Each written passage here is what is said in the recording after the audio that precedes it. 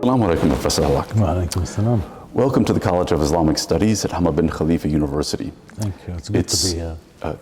It's really an honor to have you. It's been a great honor to have you these last few days, and our students in particular have benefited tremendously from your presence and your lectures and your workshops. Okay.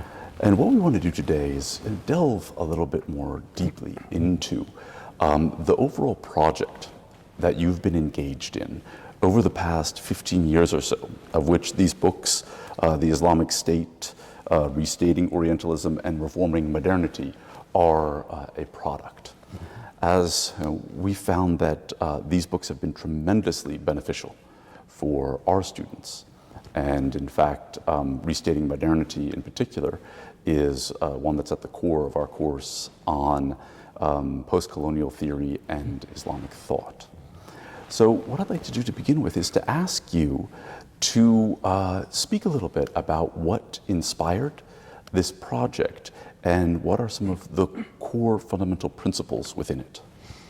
I think it is a combination of two factors that happened, in a sense, by chance to come together. One is the course of study over about 2.5 decades of the history of Islam in general, but also the history of the Sharia in particular, where I have delved and dug deep into the substantive law, the usul, the legal theory. In other words,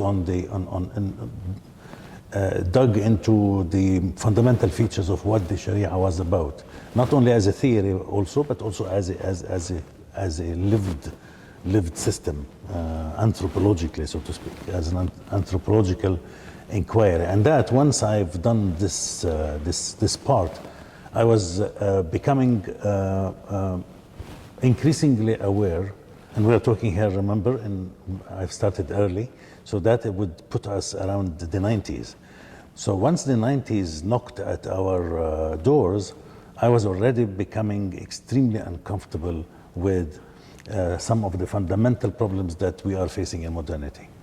This was like my other interest in academia, where I was on the side, reading a lot in all sorts of fields that are not directly pertinent to the study of the Sharia. I've always been interested in philosophy. I became interested in all sorts of things that have nothing to do with that, such as, for example, Europe's political history, Europe's military history. Literally, I got interested in military technology, for example, and spent quite a bit of time reading about it. I'm talking about 2-3 years, extensively. And so through these strands, I could begin to develop a view of modernity that is not just being intuitively uncomfortable with what's happening, but also digging into the reasons why such things are becoming problematic. What are the features in modernity that have become problematic? The issue of the biggest issue, of course, was the environment in the 90s. The environment begins to emerge for the first time as the point of crisis, serious crisis, not just mild side issue, but rather at the center of our gaze. And so that I immediately felt it to be an important issue, and I could measure this. My students are my best, so to speak, my best barometer. Whatever they respond to usually and react to very dynamically, vividly, I know that is what's relevant for the new generation, which means it should be relevant for us. And so what I did was to ask the question, how do I now bring field 1 to bear on field 2? How do I make my study of the Sharia relevant to a new kind of critique about modernity? Asking two sub-questions. One is the relevance of the Sharia, in other words, the relevance of the Sharia for Muslims in order to rethink their future, but also abstracting the Sharia in such a way as to think about what would be any other tradition, whether it is Hindu or Buddhist or anything, any other tradition coming with a history like Islam. How does it, theoretically at least, develop an apparatus of critique and rehabilitation, considering the problems that we are facing in modernity? And when I say problems in modernity, I'm talking about epistemological and such problems. I'm not talking about just the physical aspects of it. To me, for example, the physical aspect of the destruction of the environment is the simple surface level. We cannot dwell on it too much intellectually. What we need to do is to ask the question, what is happening below this destruction? What does it mean in terms of epistemology? How do our forms of knowledge go into explaining this devastating decline in our ecology and environment? And so I brought the two together in order to produce a synthesis, so to speak, which I would say that these three books and what is coming later is the result.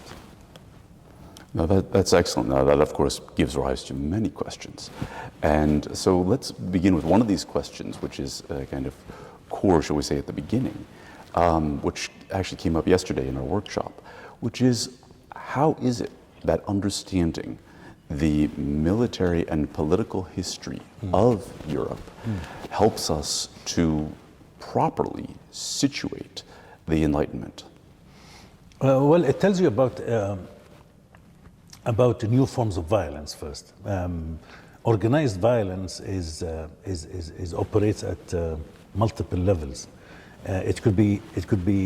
I would even say, to be more careful with my words, structured violence, violence that has been deliberately arranged and organized in such a way as to be endowed with a particular structure.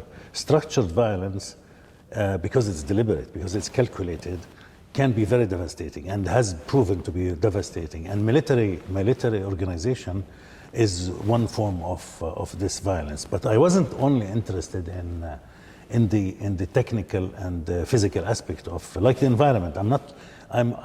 My first step is about the physicality of the thing.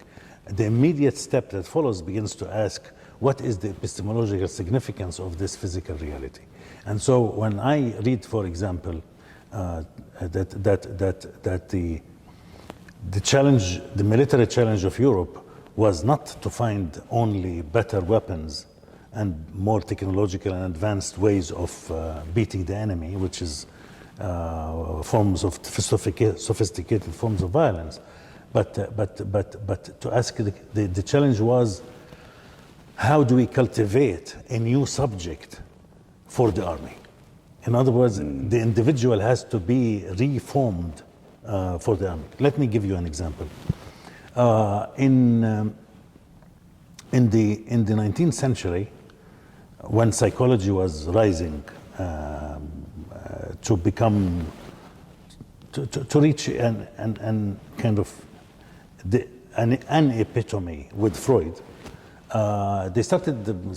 psychologists started diagnosing all sorts of new diseases that never existed before. And so one disease that was discovered was called nostalgia. Before the early 19th century, there was no such thing as nostalgia as a psychotic disease. Now, nostalgia, as we all know, is the inability to function properly because one misses some social background that he or she lived in to such an extent that they miss it so much that they cannot function fully or properly. As we know from certain individual, I'm sure many of our audiences have noticed this, that when younger children or teenagers who are very close to their families, when they are taken from their families and put in, let's say, another country, in a school or whatever, they begin they miss their parents, they miss their brothers and sisters, they miss their friends, and that causes them sometimes all sorts of psychological problems. So in Europe, soldiers who were close to their families and part of a community, and without which they could not really operate. Those times we don't know anymore because we are not used to this. Yeah. Now we have become so fragmented, very few of us feel the crunch, psychological crunch, when taken from a certain group, because the group is not cohesive, is not integral. But in those days, these, for example, soldiers from villages who lived with, parents, brothers, sisters, uncles, cousins, everybody was around them, everybody was supporting everybody, taken to the army, and they could not function in the army at all. And so they develop something called nostalgia now. Nostalgia becomes, which is the normal thing for anybody to feel, has become an abnormality. What is most normal becomes psychologically and codified in the books and in the profession of psychology as abnormality. And so this is part of the history of the military history, because it was about soldiers. Nostalgia was created in the army. In other words, was discovered, quote unquote, in the structure of the new structures of the military.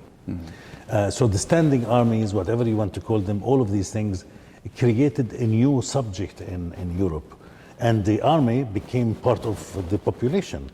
So as we know, for example, if we take the United States today, it is very, very common to see the Afghan and Iraqi veterans coming back home, see them everywhere in society. You see them in universities, students becoming students, they are accommodated in a particular way, there is a whole set of rights for them, and society generally reacts to them in such a way as to accommodate them and identify with them, etc., etc. So the military is not isolated from society at all. It is part of the social order. And so when I study the military, I'm studying the military technology, the military manuals, how they circulated, for example, and the quickness and the speed with which they circulated. It usually took about 6 months to a year before, for example, France stole the military manuals of Sweden. And Sweden stole the military of Germany, and so forth and so on. And it was circulated so much that the very circulation was part of the dynamic of the most recent case would be also to dwell on the issue of is that we all use laptops and computers. We not many of us realize that actually, like the vaccines, the old vaccines, typhoid, cholera, etc., the computer and the type of vaccines and most of early medicine are directly the result of military development, military invention. They were not civil. They had a very nasty history. The vaccines, for example, were invented only to figure out how to conquer Africa, because the European soldiers could not navigate the Niger River. Whenever they went there up for 2 days, 3 days, they would catch cholera and typhoid and whatnot, and they die. So they had to invent now medicine gets tied to the military. So military history is essential for the study of the same thing I can say about if you study the military history of Europe, you can actually uncover so much about the history of the Ottoman Empire, because they are very much related to each other. So the military history is extremely important, even when you study law, philosophy, or anything else. So what I understand you're saying here is that due to the military needs of the nation state, they had to, in a sense, almost re-engineer the human being in order to make the human being a recruitable subject that would serve the needs of the state without regard to the moral character of the individual. Or the communal integrity of society. Absolutely, well put. You put it better than I do. Well, thank you. But how does that differ from, for example, the way in which people were conscripted into the Ottoman military? Oh, very different. There was no such thing as fashioning the subject as the subject as a military, as at once a military subjectivity, meaning to become a soldier, while at the same time being a member of the social order. For example, take the Mamluks, or the Janissaries of the Ottomans, or whatever, any army. All these people were specialized soldiers who did not mix with the population. The Mamluks were isolated from society. They had their own barracks. They rarely went into the markets and mixed with the population.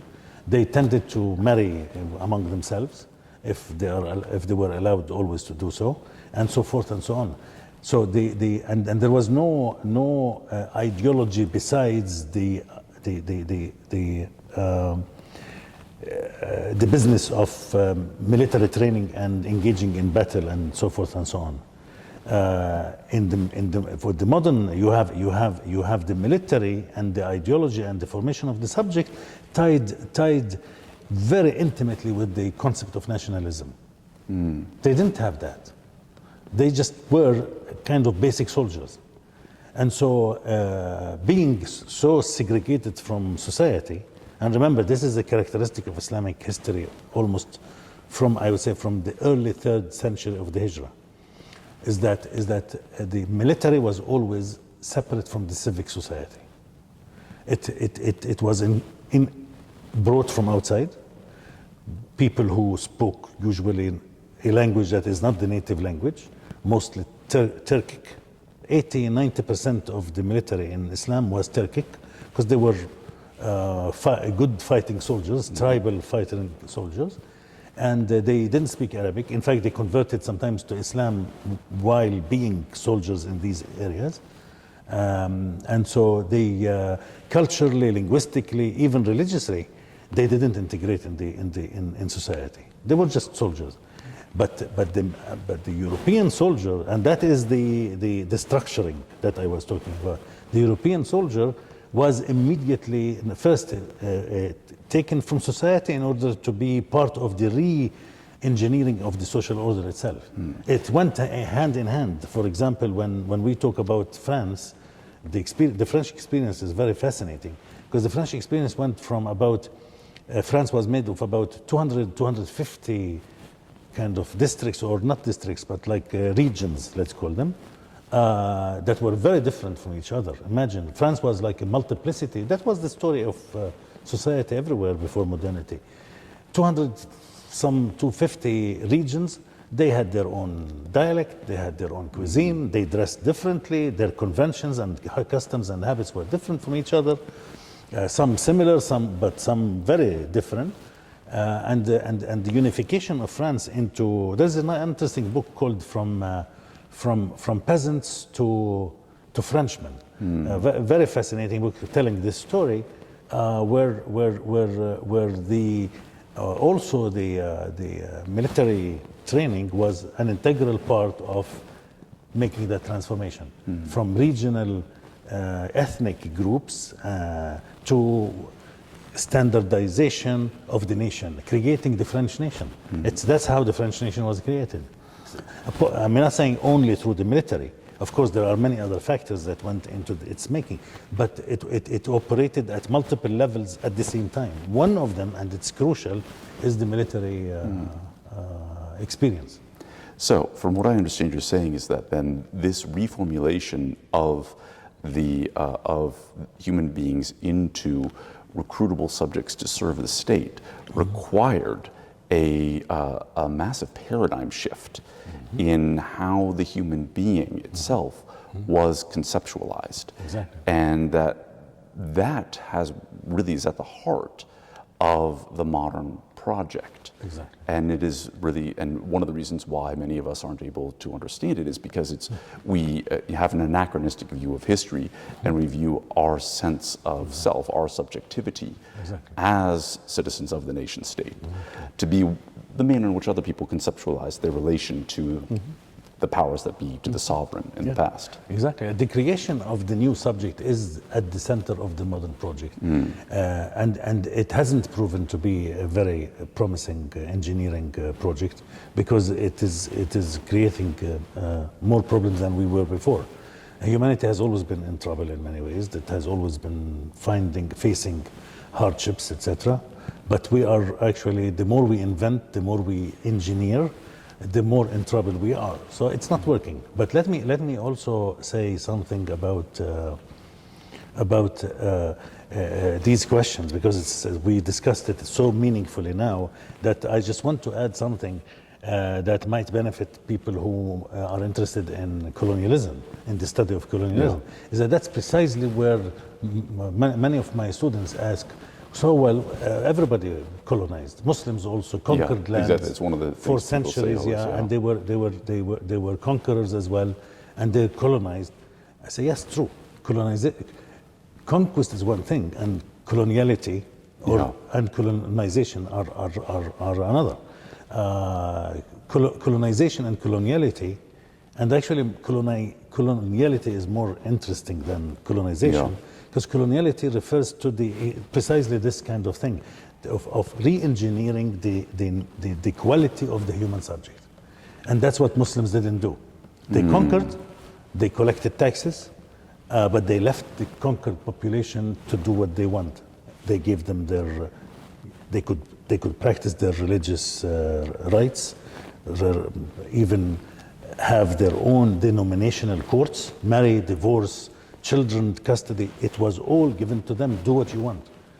All you have to do is obey the public law of Islam, meaning you don't sell wine to others, you don't create problems in public streets outside of your home. That is nowhere, neither Muslim nor non-Muslim can do this. You pay the jizya instead of zakat. Exactly. And we do have many, by the way, that's another subject I'm not going to go into today. It's the jizya as some oppressive tax, which if studied properly, it is not. Anyway, but that's another subject. But my point is that the fact that they left the minorities to their own religion, literally, lakum dinukum waliya din, was applied in terms of conquest to the letter. That means that they left them with their own subjectivities. You are a Jew, you are a Christian, you are a Buddhist. In India, later, as we know, under the Mughals, you are a Buddhist, be who you are. You are free to do what you want. We are not going to dictate to you the school texts, what you learn in schools, or tell you what law applies to you, except the public law, streets, security, crime, etc., which are not, by the way, the most important things in formation of the subject. The subject is formed through the intimate aspects of the law. For example, family law is far more effective in formation of subjectivity, for example, than penal law. Like you know that when you walk in the street, you don't go punch people left and right. You don't, break the mirrors of cars. You don't destroy property. And that's it. It doesn't affect you that much. It's just that it's not there. But when we talk about like marriage and divorce laws, the state is re-engineering the social order through marriage and divorce. And these are two of the most effective, and children, of course, parentage, etc., inheritance. And these are the most effective means in formation of the relationship between individuals and their subjectivity, therefore. And so when we talk about military history and this and that, and then we talk about the nature of colonialism, we realize that modern colonialism is extremely different from the conquest that happened before. Not only in comparison to Islam. Every traditional society, including the Indians and the Chinese, when they conquered, they left quite a lot for the conquered population to do what they want. But Islam was methodical about giving them their autonomous rights. It was from the very beginning. Umar ibn Khattab, the first 10 years of Islam, it was nailed literally in the foundations of the Muslim empire, that you do not interfere in their religion, let them worship what they want, let them teach their children the way they want, let them cultivate their culture, subculture the way they want. They are just our protectorate. We protect them. They are dhimmis. They pay taxes, we give them protection. It was a very simple arrangement, but that doesn't go into the formation of subjectivity. So this different way in which the subject is conceptualized in relation to the ruling power is at the heart of why you say that an Islamic nation state is an impossibility. Is that correct? That's absolutely part of the story, an important part of the story, yes. Yes. And so then you moved from the impossible state, and the next book that you wrote is this one right here in the middle, Restating Orientalism, and this for me was personally in many ways a watershed book because it coalesced many of the interactions that I had with Edward Said's Orientalism and with Edward Said personally. Because I found him to be somewhat disparaging towards my students at the American University of Cairo when he visited, and even patronizing, unfortunately, not entertaining any questions that would pertain to the role of religion in public life and the role of religion in providing solutions to contemporary issues. Well, he was a staunch secularist. Yes. Yeah. And that again is not just a mere statement, it is an epistemology. Yes, and so that I think is one of the fundamental things. So when you say that we need to restate Orientalism, what is it that, just for our audience, I've read the book so I have an idea, but what is it that, how would you sum that up? Well, to restate it by deepening it and extending it. It had to be really to go deeper in diagnosis, and it had to go wider in effect and what it was doing. For Said, the Orientalism was a single academic field in Western academia that happened to conspire with empire and colonialism and become participant in the disparaging and racist and discriminatory attitudes of Europeans towards their colonies. But that's not a great achievement. We know that always the conqueror has what the Chinese 2,000 years ago conquered, or the Indians or Muslims conquered, they always looked at the conquered population in some way as, you know, they are inferiors. They conquered them. Yeah. So that's not a you know, it doesn't take a nuclear scientist to figure this out. What Orientalism was doing is much more tied into an undergirding or an underlying epistemology that runs through academia. Yeah. So so the expansion here is that Orientalism is everywhere. As Orientalism, in many ways, is the study of the other.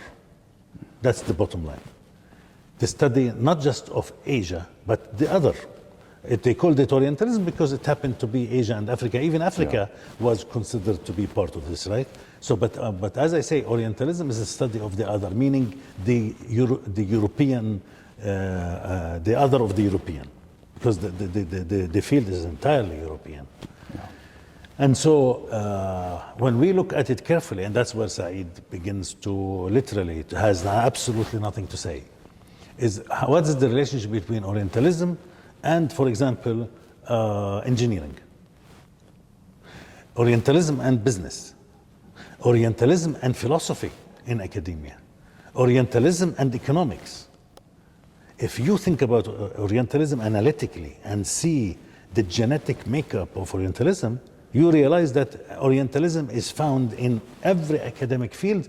I could, after scratching my head very hard, I could only kind of excuse a couple of fields, such as music and fine arts. They could be participants like the Orientalist paintings depicting participants in the disco, but not all art. Even Picasso's work is Orientalist. If you see the Moiselle d'Avignon, it's an Orientalist painting. But not, we cannot just sweep the entire field of visual arts and fine arts under this category. But we can do that for business, for example, for engineering, for international relations, for politics, economics. All of these are saturated with the same epistemic makeup that Orientalism is made of. Orientalism is about the people of the Orient, and economic is about the abuse and Orientalizing of the classes. The discrimination and the structured devaluation is found in every field, academic field, as it is in Orientalism. So Orientalism is because it is the worst thing that people discovered about academia. I am saying that in fact it is not just about Orientalism as people studying, scholars studying Islam and Asia generally. No, it is found in every academic department almost. And so music, for example, is a little difficult to kind of accuse it of this, because it's a different way of expression. But other than these minority fields, the rest of the fields, like I would say 90% of the fields of academia, if not more, are saturated. This is the expansion. The deepening, which Said didn't see either, is that Orientalism has deep ontological and epistemological roots in the entirety of the Enlightenment and in modernity generally. What I mean by epistemological, ontological is that its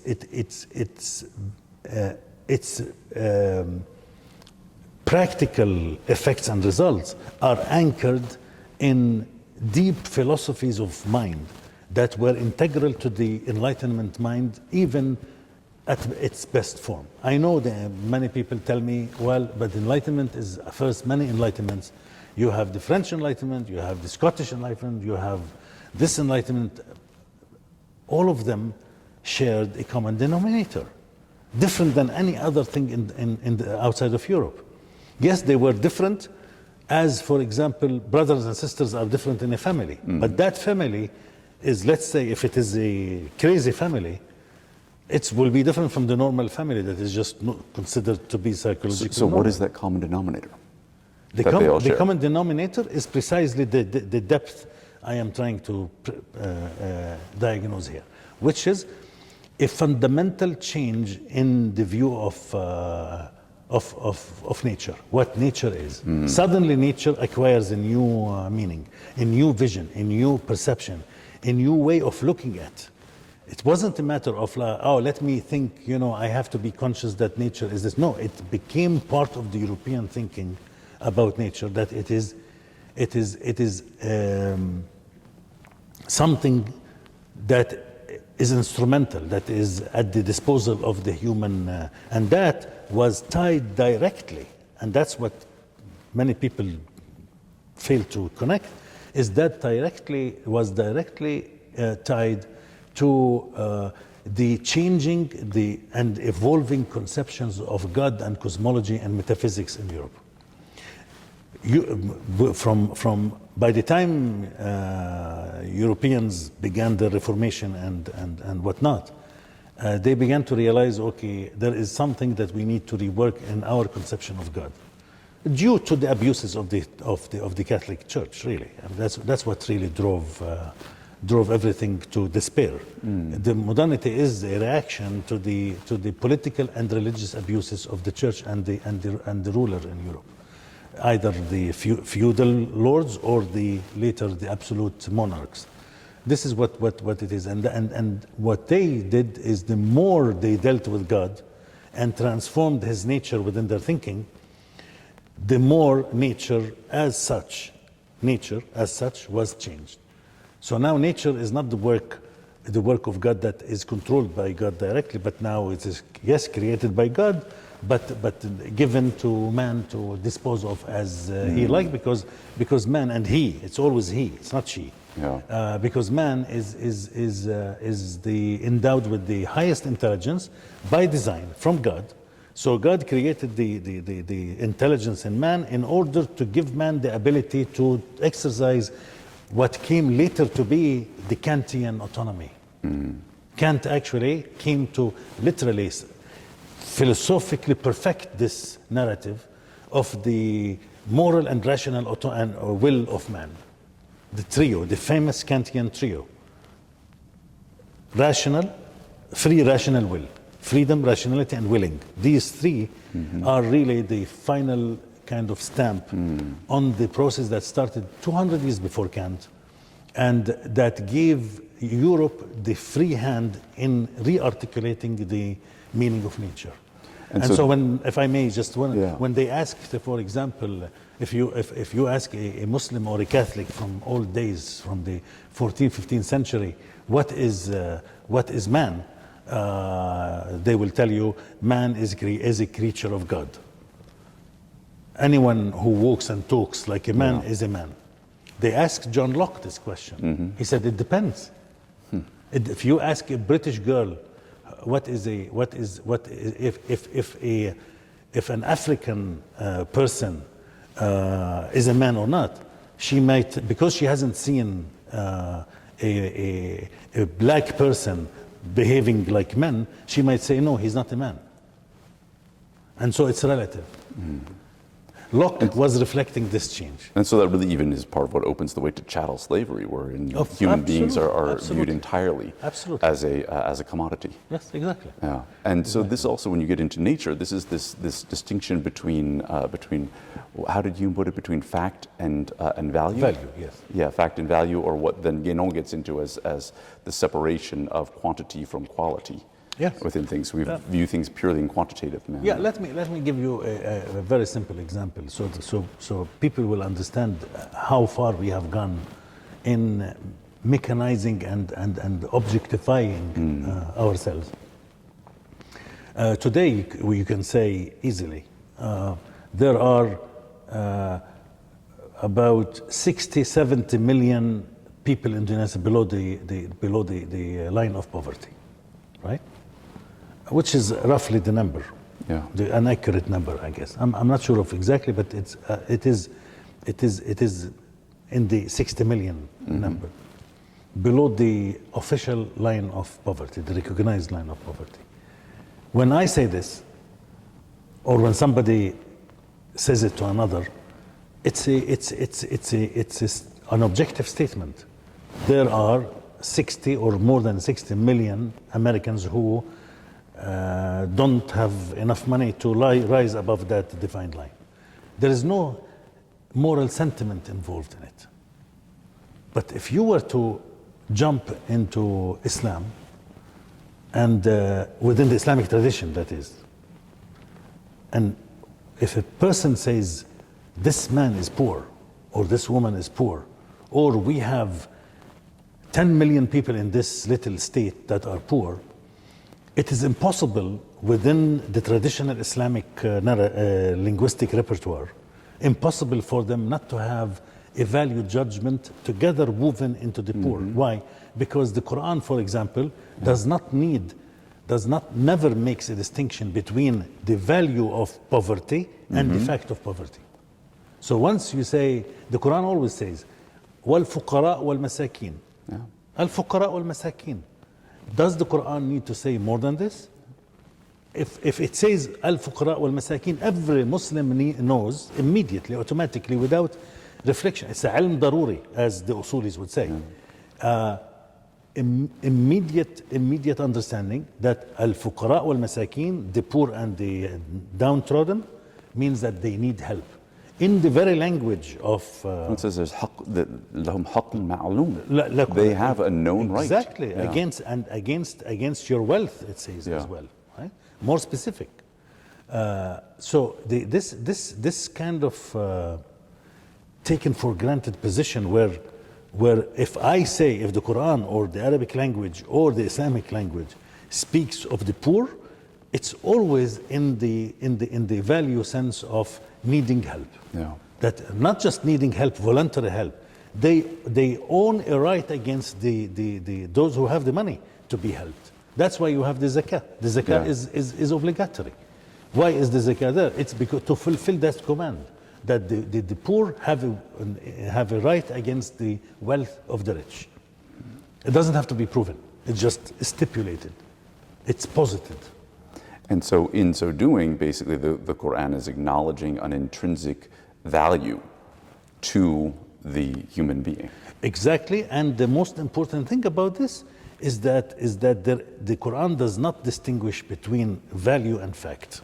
Yeah. Beginning with your question, everything is endowed with value. This is the beauty about living in a world that is seen as intrinsically valuable for its own sake. I don't have to bestow the right of existence or any right on a tree or a mountain to enjoy this right, because if I give it, then I am the god of the tree and the mountain. Then I'm still superior. Say, oh, let's give the tree its intense. It's a ridiculous proposition. In the Islamic tradition, the mountain and the tree are endowed with that right, like you, as a person, a human being created, endowed by virtue of the fact that they are also created by the same agent. And so, if you look at you read the Quran, also look at how many uses in the Quran or references to the mountains. The mountains shake, right? The mountains always shake. The mountains speak. They have their own personality. Of course, it's not physically so, but it is. They are the symbols that emanate from nature to interfere in the value, judgment, and system of man. And سَبَّحَ لِلَّهِ مَا فِي السَّمَاوَاتِ وَمَا فِي الْأَرْضِ. All that is in the heavens and the earth glorifies God. Exactly. Here you go. Yeah, mashallah. I mean, it really is. I think in many ways, I was going to do this a little later, but this is a good bridge into discussing that manner in which, what is it that much of your work has succeeded, I think, effectively in at least questioning the fundamental premises of the modern project and breaking down many of the categories under which we now live, and I think assessing the manner in which what we've just been talking about, we could almost see it as a gradual process in which everything becomes commodified. Even now our food is commodified, and our time is commodified, and through social media we are now commodified as individuals. Our attention is commodified. It's almost unthinkable, even from my childhood to today. That process is amazing.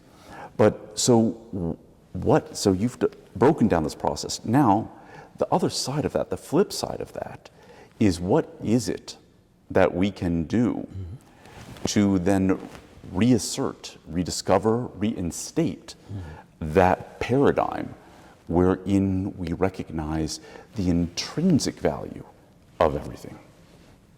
Well, that's a very difficult question, because I've been struggling with this myself for years. There are two parts to the question, to the answer. One is the way to do it, and the other is what is it that should go into the way of doing it. In other words, the substantive content. First, one has to understand that there should be an answer, a coherent answer. But then how do you go about applying that answer to reality so we can recover or retreat from where we are today is another project. So we have two kind of challenges here.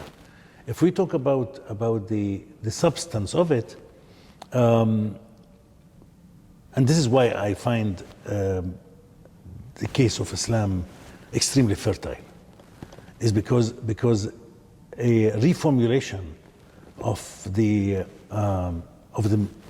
issues within the Muslim world's concerns is easier than other places. Many places they are so detached from what I call the cosmological view that it is very difficult for them to come back to it.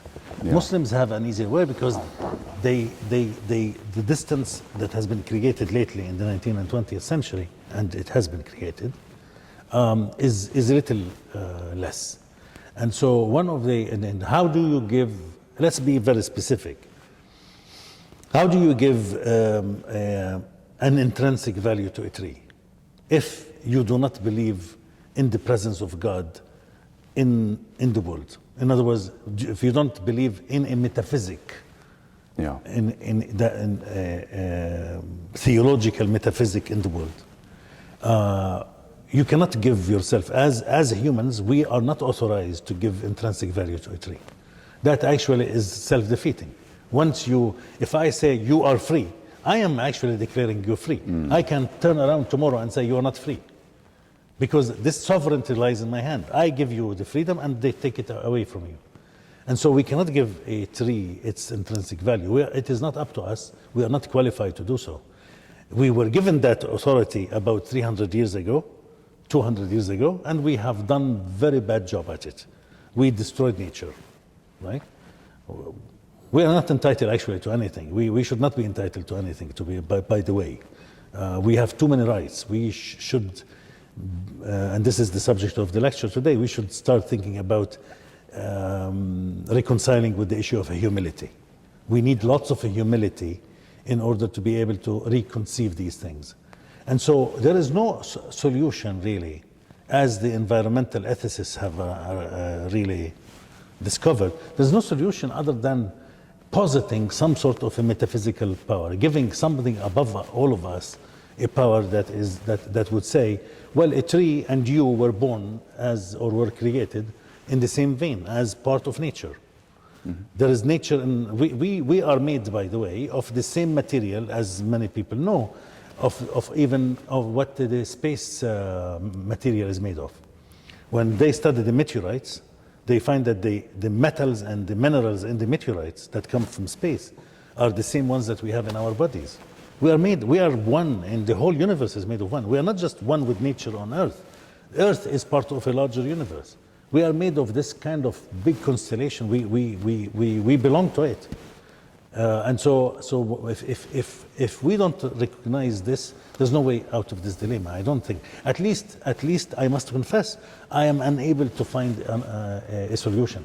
It's not that because I am believing, I have predetermined for myself that a restoration of metaphysics is necessary because I had this particular commitment to a particular way of thinking about the world. No, I opened my papers, all of them wide open for reconsideration. From point zero, how do I allow, okay, you see the language, how arrogant our language, even my own language is arrogant. Yeah. I say, how do we allow or how do we grant a tree intrinsic value? To begin with, we cannot, we shouldn't. Yeah. But how do we see? Yeah. How do we come to see intrinsic value in a tree? Or to put it in Quranic terms, how do we actually hear the tasbih of everything? But that presupposes a preparation in order to be ready to hear the tasbih. What does happen there? Or presupposes that it is, to go back to what you're saying about we are all composed of the same thing, it presupposes that we actually have the intrinsic ability. And so it is, in a sense, actually about harmonizing ourselves, or in a sense, rediscovering ourselves in order to rediscover that value. But the problem here is exactly in the intrinsic ability and working on ourselves. The problem is that if we need to work on ourselves, the intrinsic ability is not there. If it's intrinsic, we don't need to do anything. It's intrinsic in us. We have something, as some of us do.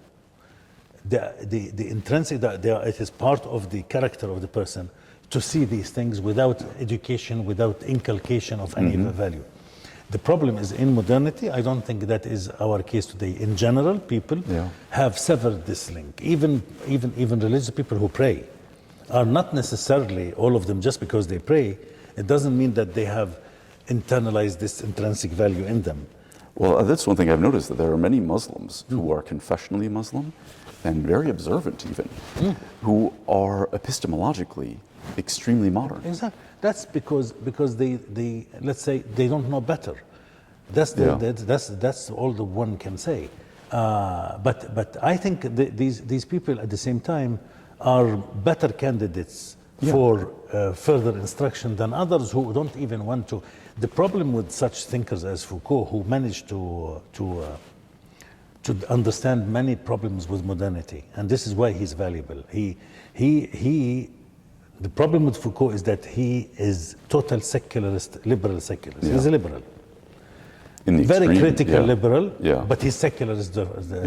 He understands the importance of what he calls techniques of the subject, or technology of the subject, or whatever he calls them. He calls them many things over the years. It was, at the same time, he's not willing to do the necessary thing in order to complete his critique into a platform of action. Why?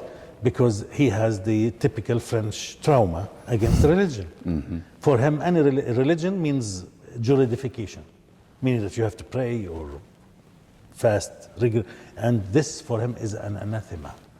At the same time, personally, but at the same time, he writes 20 books describing that this kind of technique was so important for the subjectification of the earlier, like the Romans and the Greeks, and disappeared from modernity. And this is one of the problems, one of the reasons why modernity is suffering from certain problems.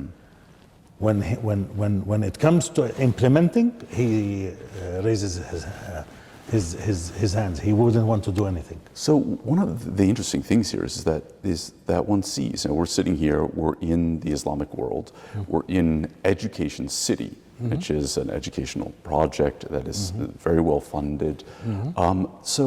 But here it seems that my experience, I've taught at the American University in Cairo, I've taught at the American University of Sharjah, and now I'm here at Hamad bin Khalifa. So I'm somewhat of a guilty expert in the nature of these institutions.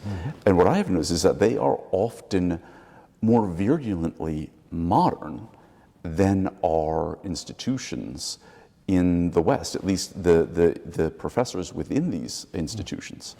And so it seems almost as if while there's a recognition that as regards the technologies of the self, we need to maintain religious practice. As regards the solutions to the crises that humanity confronts, there's often a reluctance to really draw upon the fundamental principles, the paradigms of their own traditions in order to address that. Yeah. I think, there's lots of confusion, intellectual confusion, lack of clarity, but mostly, and let me be frank, lack of courage, lack of intellectual courage. It's easy to, when you are working with 3-4 people going somewhere, generally speaking, it is easier just to follow.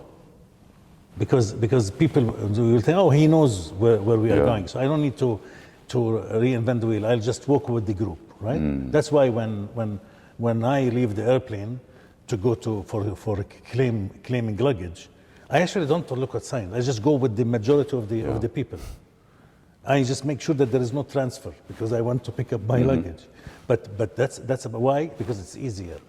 I think this is. But easier also hides behind it a bit of laziness. That's what I mean, intellectual courage. I think that the Muslim world needs to begin to make to put a challenge to itself in the form of rethinking the world independently, and not succumb to the Western. The West has failed in the modern project. The West knows this. It doesn't always acknowledge it in every corner of it because they are too proud to acknowledge the failure of the modern project. I think generally every Western individual, if they are comfortable enough to speak to you comfortably without feeling judged, they will tell you that the modernity has done very poorly and that we are in a dangerous zone. And when you tell them that, well, it's actually the creation originally of the European mind and continent, say, well, yeah, but, and they start now, because they feel defensive, they start defending modernity because it becomes a political issue. But if you don't mention politics and just speak about, well, we are doing this to ourselves now, we have millions of people dying from either directly from depression in the form of suicide, or this or that, or deaths of despair. Deaths of despair. That's well. It's a good term. and the destruction of the environment, the destruction of society, the community, the destruction of the mind and the body. Our health is at worst, and we have the best medical treatment in the world today, in human history. Well, to compensate for the ailments that we've created. In human history, we have the best medical technology, and we have more and more problems, actually. So when you talk about these things, I think every reasonable person in the West will agree with these things. Only when somebody comes, as happens with the restating Orientalism, it was resisted and it is criticized by many scholars in the West because it is an open attack on the Enlightenment. They take it personally and they take it politically. And that way I can say about them and to them that they are not being honest with themselves. It's just because a Palestinian or an Arab or an Asian says it, doesn't have to be always politicized. I think they should have the courage to say, yes, someone else is accusing us of this shameful project, which now is becoming devastating and destroying everything about us and about the world everywhere. And we have to say, you know what, yes, he's right or she's right. Well, one of the things I've noticed, though, is that one of the barriers to that is the manner in which the history of the West has been universalized and assumed to be the same history that everyone else suffered. So when we get into my field, religious studies, oftentimes it's actually employed to say that the power structures of Western Christianity that led to the Enlightenment are in fact the same as the power structures that existed for religion and the populace in every other civilization around the world. And so there's been, I even had one time, this is in Quranic studies in particular, the history of the Quranic text must be the same as the history of the biblical text. And it was assumed that as we discovered manuscripts that we would discover more and more. Now, as we discovered manuscripts, we discovered that they were less and less alike, that they were actually very unique history. I actually lost a job one time because I told the biblical studies professor, I said, no, the Bible came about through a much different social formation than did the Quran, and therefore the methodologies that you employ for biblical studies are not applicable within Quranic studies. That's it. That's it, yeah. I was a no-go as far as they were concerned. Closed door. From that point forward. And so this goes down to our textual histories, to our political histories, to our social histories, to our economic histories. This is assumed throughout. So how do we counteract that? I think you said this yesterday. It's like the trauma that Europe experienced in its history as a result, really, of the authoritarian overreach of the Catholic Church is one that they now assume for everybody and kind of normalize and as such end up gaslighting the rest of humanity. Well, precisely. I mean, this is a difficult point, difficult issue to pick up. Not to answer it or diagnose it, but to deal with it. Because one of the we know, for example, that it's almost impossible to deal with a narcissist.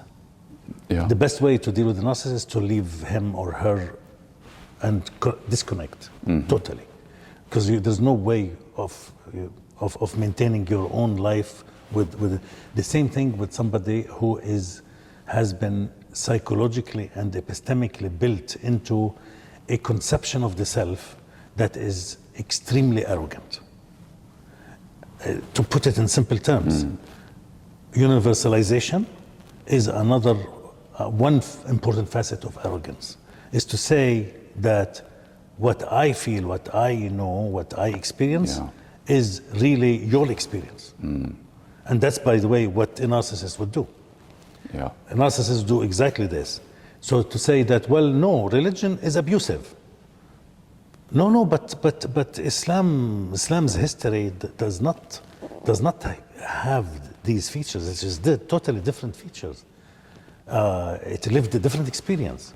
It had a different organic structure, different political structure, different economic structure, different relationship between religion and social institutions. There's no such thing as assembly and synods and church. It was more kind of diffused in the social. It doesn't matter. All of this doesn't matter. And so the tragedy of it all is not that we have, and that's another point, not only that we have sovereign, this is why in Restating Orientalism, I attack sovereignty as a behavior, as a psychological issue, as a personal way of conceiving the world. Sovereignty is not always political. Sovereignty could operate on the personal level.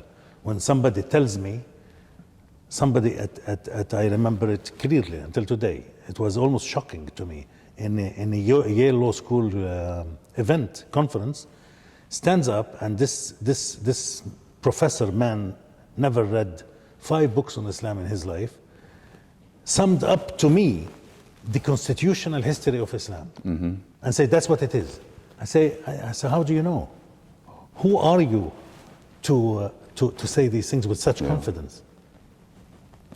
That's one thing, but the problem is when Muslims begin to replicate through mimesis that history. So, for example, when I was growing into a young scholar, the history of Islam was seen differently than today.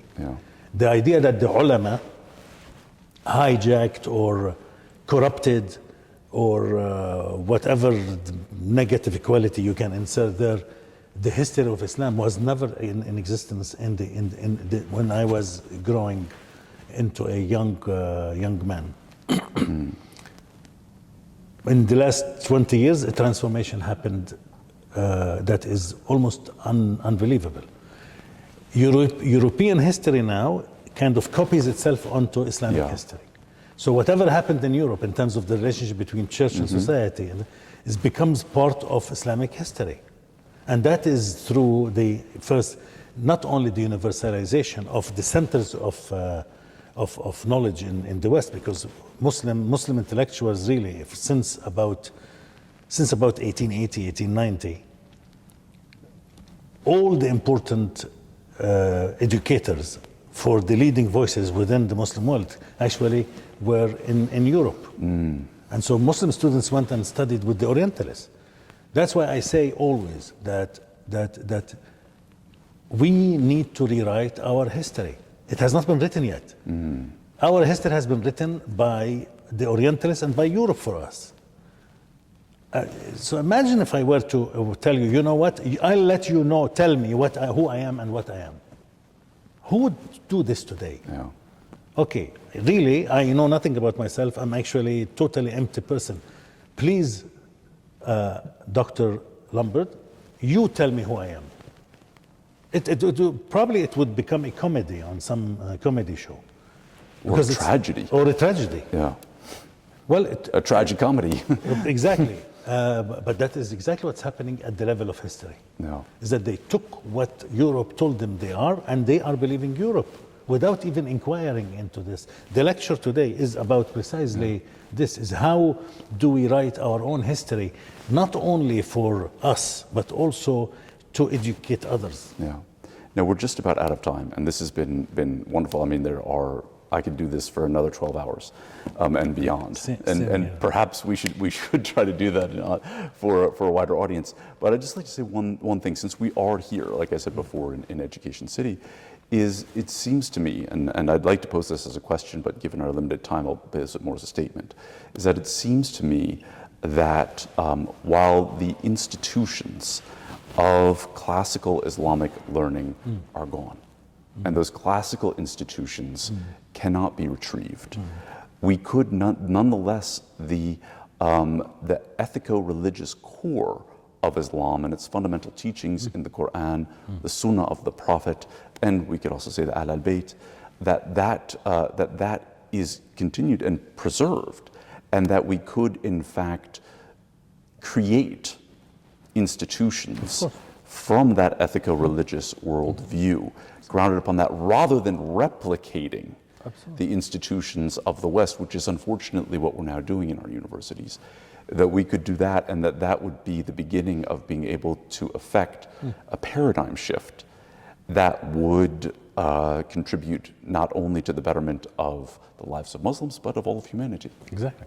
If somebody were to ask me, what would be one piece of advice that you would give for generally Muslim countries, societies, to get out of this, I would say it begins and probably ends with education.